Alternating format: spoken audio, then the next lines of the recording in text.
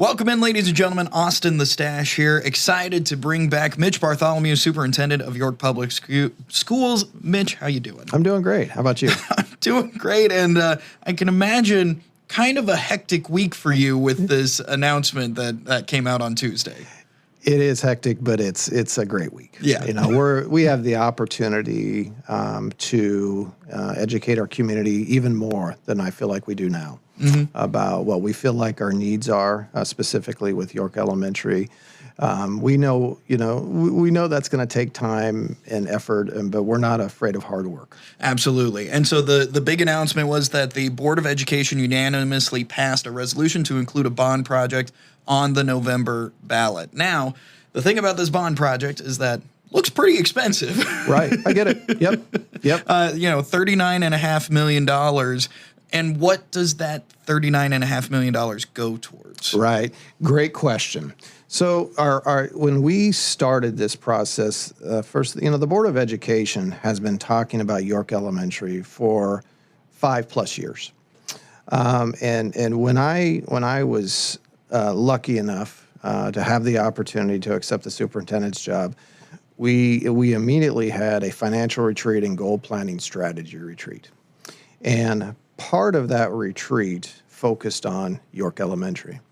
But, our board is very fiscally conservative, and they understand, the property taxes and valuations and so on. And so one of the financial goals that they set now 5 years ago was we had a couple of bonds coming up that were going to be paid off. And so we're 3 months away from that second bond being paid off, which will be December, just a few months here. And so, once we got to the point where we knew those were going to be off, then we felt like, okay, now it's time, right? Now it's time to begin to put a plan together because we were running into multiple situations where we need a few more teachers. The problem is, at this point in time, that building we're full. We are using rooms that weren't designed for educational experiences back in 1993, 4, 5, that are now being used for educational experiences. And so the $39.5 million, what that goes to, okay, is that will add additional classrooms per grade level, okay? So right now that building is designed for 4 sections per grade level, okay? And there in 95, there were some extra rooms, some flex rooms. Those rooms are completely full because I don't know what some understand is we have multiple grade levels that have 5 sections of teachers. Gotcha. Because they're so big. You're right. And so that's one of the main projects. Another one of the main projects is our cafeteria and kitchen area. It's just too small. Our kitchen area is in the elementary, is the smallest out of all the buildings. And it actually produces double the amount of meals than others. Right? Yeah. And so, if you start doing some quick math and estimations between breakfast and lunch coming out of the elementary cafeteria, we're talking 600, 700, 800, possibly 800 meals up in that area a day. That's a lot. And there's no prep space. Right. There's minimum storage, So it just wasn't prep for that. The cafeteria, obviously, we try to, look at the lunch time as normal people. Sure. We don't want to have to start offering lunch at 10:30 in the morning. Right. Those type of things. And so we try to keep into the rumble bars, as I call them, of the 11 to 1 to 1:15 and so on. But, think about that. In that case, we have over 600 kids working their way through there, and again, it's all in a little bit different schedules. Sure. But there are multiple times that you can't help but have, 2 and 3 grade levels in there at a time. It's 20 or 30 minutes of, people passing through and classes and teachers and trying to get everything squared away. It's chaos. I'm glad you used the word because I refer to it as organized chaos or semi-organized chaos. As organized chaos as a bunch of elementary students can be. Correct. And so that's a big piece of it. Another big piece of it is the addition of an early childhood education center. It's a preschool, and I understand I've had folks talk to me about their concerns about a preschool. And I think what I have found out there is I think over the years, I think there are some that feel like preschool is a daycare, right? Well, I mean, if we're being honest, that's kind of how our whole education system is kind of set up. If we're getting deep into philosophy of things when it comes to childcare in the U.S., like that tends to be what people think of as that public education, along with being a place where people learn. Right. It is also just daycare at some point. Parents got to go to work. Right. I think what a lot of people, not a lot, I think what some people don't know is that we've had great preschool, early childhood education services for quite a while now, and they're so important, and it really comes down to the why, and so when I was in kindergarten, kindergarten back then in the 80s was very much about getting along with each other. Nap time, social activities, and so on. Kindergarten is no longer that way. Kindergarten is academic. There are kindergarten standards within reading, math, and and so on. That right away kids are being challenged academically in those areas, and so that's the shift that has happened where. When I was in kindergarten, it was very much about, like I said, the social. And then once you start getting to first and second grade, then those academic skills begin to kick in. Well, that's no longer the case. And so, there's a lot of research and a lot of evidence that students that participate in a certified research-based curriculum within their preschool, as they transition to kindergarten, get into kindergarten, they have a better chance to be successful at grade level standards right away in kindergarten, and then as they move into first, second, and third grade, and beyond. Right. And I just think that that's very important for us to relay. That way, when people say, I'm for supporting a school, but this is going to raise, my property taxes, and the reason that I'm against it is because of the preschool. And so our goal with that is to educate. That's our goal, is to help people understand how much it's changed, how important it is. And quite frankly, we have multiple examples of students that are not able to participate in our preschool program because there's an application process and we have capacity. Right. We're at capacity. And so we're looking at it. Our Board of Education supports early child education. Obviously, we do in general. Right. And we have a lot of parents that do as well. And so we just want to get out there and we want to educate because we feel like it's important. Moving on beyond that, one of the things that we've really looked at, and it's a heck of a challenge, is the drop-off and pickup at York Elementary. That is chaos. Not even organized. It's just chaos. Yeah, it is. And so it's really hard. I mean, that building is surrounded in a neighborhood. And so you don't have, really a lot of options. And so we've looked at, okay, what can we do for expanded parking? What can we do for different drop-offs and stuff like that? And so we feel like using our staff and using our parent and community committee, we feel like we have a good plan in place where we would have, instead of one main drop-off and pickup area, we would have three. And so on. And so we need to do a good job of getting out there and educating, the York community on what that looks like. It's never going to be perfect, right? That's the other thing we need to think about is when you have over 600 students coming in at one time and leaving at one time, it's never going to be perfect. And so, we still have our busing services, those type of things. But we feel like that instead of having one main to having three, then, if we're able to get this project done and really educate people on this is where you would go, that's at least going to spread people out. Yeah, absolutely. So, a couple questions that come to mind. The first one, in talking about having a preschool, having early childhood education, I've spoken to people at the YCDC, City of York. One of the big issues that have come up with people wanting to move to York is the fact that there is very limited childcare in York at the moment. And so I think to open up and have a childhood education, early childhood education is so important just as a community service on top of it. But then also we've talked a lot about all of the things that you would like added.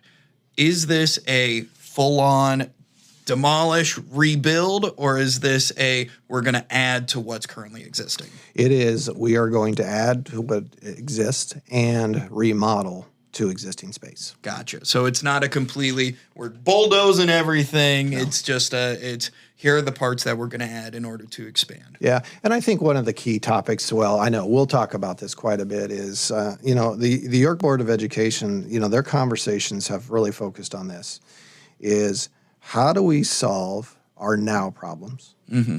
How do we project, the next 5 to 10 years for York Elementary?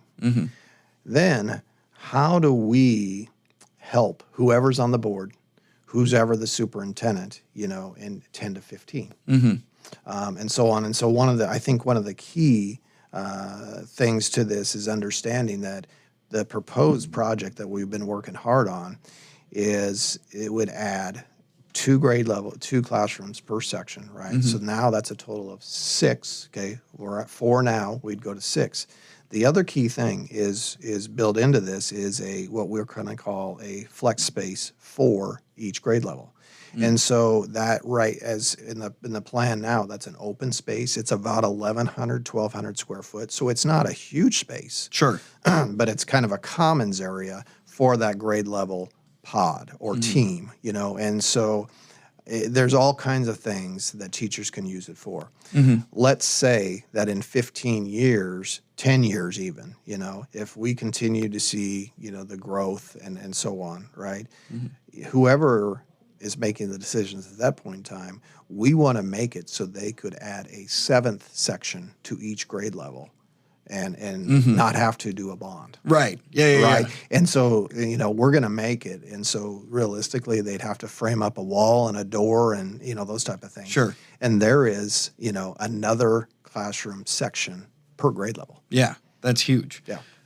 My last question about this is one that is probably kind of hard to ask. What happens if this doesn't get passed? Yeah, that's a... Because right now it's all great, it's all wonderful. We have all these plans, but at the end of the day, it's on the ballot in November. It is. The solution to this beyond trying again for another bond, okay, would be this: is right now we know this. Like right now we need another teacher right now in 2nd grade. We need another teacher in 4th grade. We need another teacher in 5th grade. And the reason I say that is because in those grade levels, okay, each section has between 25 and 27 students in it. Jeez. It's too much. It's a lot. It's too much. It's too much for the kids. It's too much for the teachers. Those classrooms are packed. When you put 25 to 27 kids in a room, it's a lot of behavior management. It's a lot of noise, and just all those things are factoring into this. If this were to not pass in November, then what I would have to begin to do is talk to the Board of Education about what's our fix for now? What is our solution for now? And I don't like it. And I don't know that many people in York would. And what we would look at doing is we'd have to start looking into some portable classrooms. Okay? So a portable classroom would sit right outside the school, right? It is not connected, and it is for, it's a modular, it's a portable, Sure. right? Yeah. And so I'll say it. It's effectively a trailer. Yeah, very nice. Yeah. Very nice. Right. It has Right. all the things, but it's not a part of the school. Correct.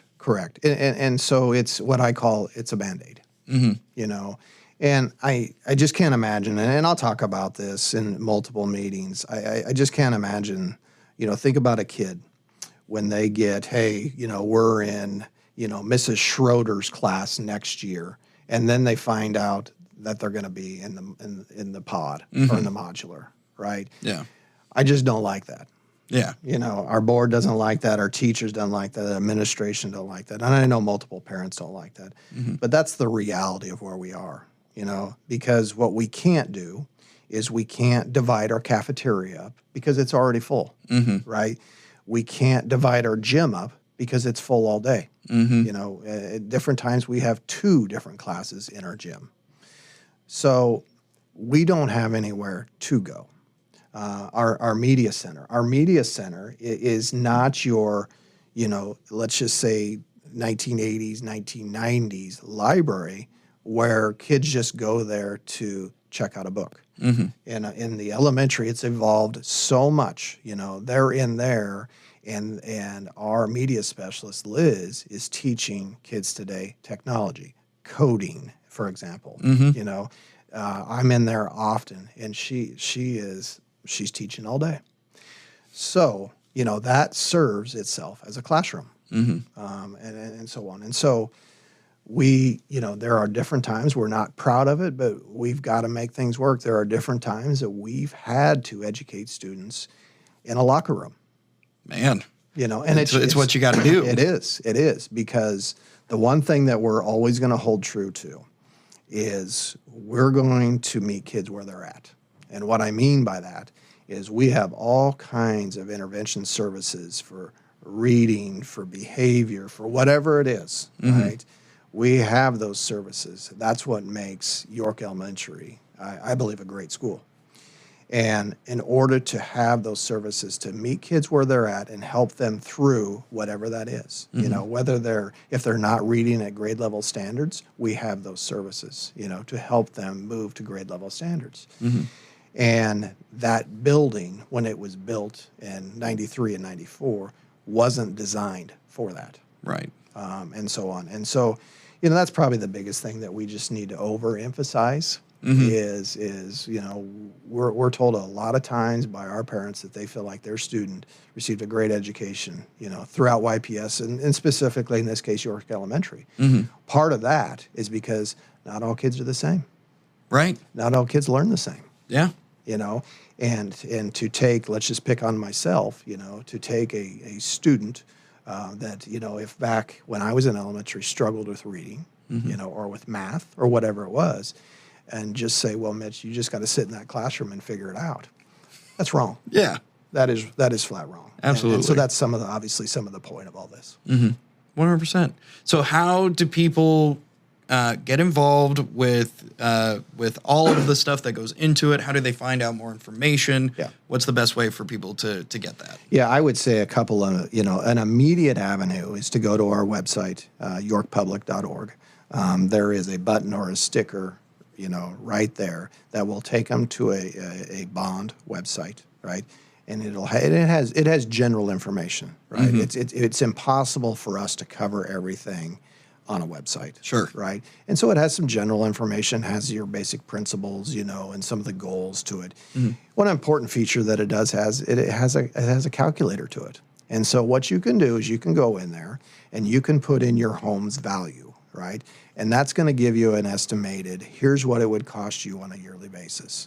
So for example, if you go in there right now and you put, my home is valued at $100,000. Okay, what it's gonna say is that's gonna be what this would equal out to be as an estimation. And I say estimation just because of 2 things. Number one, as we begin to set our budget for 24-25 in the next few weeks, it's a factor in all this, right? The board and I are very aware that we're one of the higher property tax school districts in the state.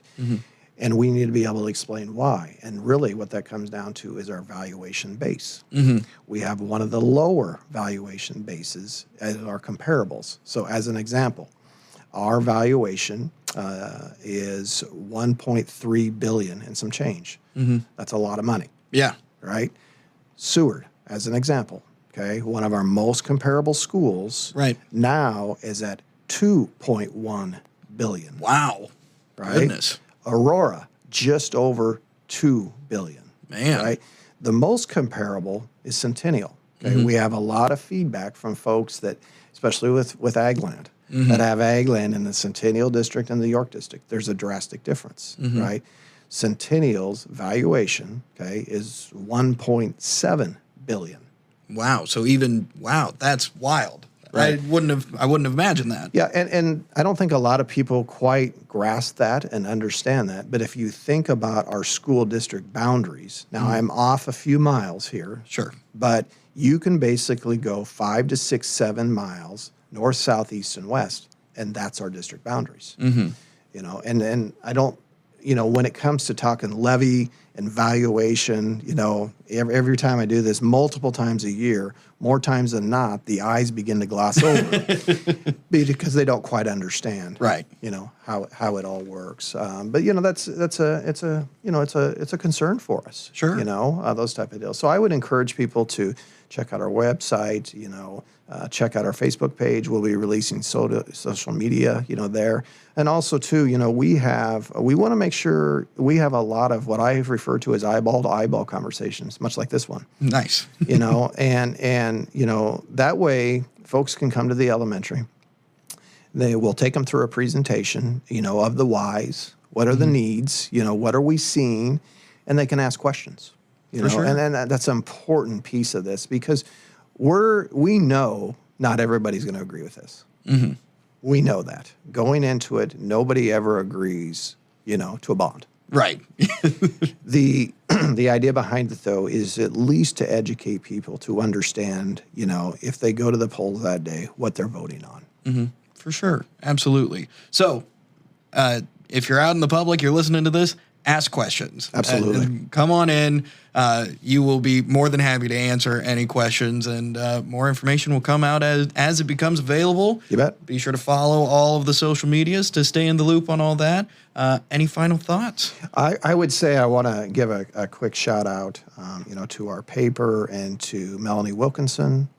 Both have collaborated with us, you know, and part of their role is the communication pieces of it. And so if you get the paper, you know, then that's there.